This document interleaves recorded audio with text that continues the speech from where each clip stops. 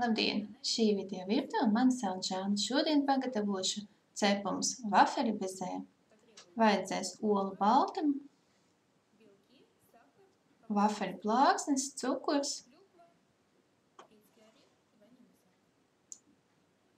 rozīnes un kokos skaidiņus un rieksti.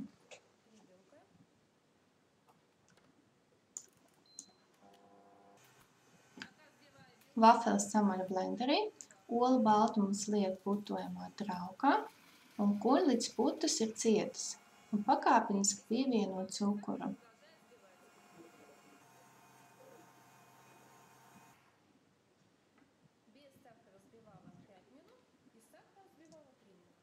Tagad pievienoju klāt sasmalcinātas vafeles, kokos skaidiņus, rozīnes, vai nu dzērvens,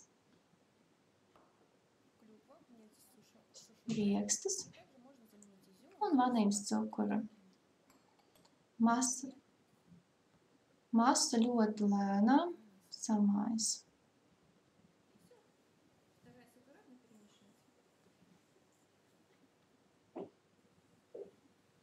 Gatavo masu liek uz plāts, kas ieklāt ar cepamo papīru.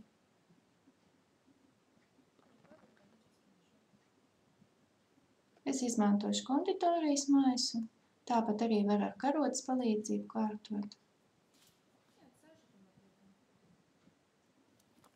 Bezē cepumus cepu cepušu krāsnī, kur uzkāsiet uz 90 vai 100 grādiem, uz kādām 90 minūtēm. Man pagāja bišķiņ vairāk nekā 90 minūtes. Jāskatās uz vietas, kad viņi paliek tādas augstas, garodziņi. Man sanāca 22 cepumi. Veiksmi gatavošanā, lai jums labi garšo. Uz tikšanos, balsojiet, komentējiet, gatavojiet.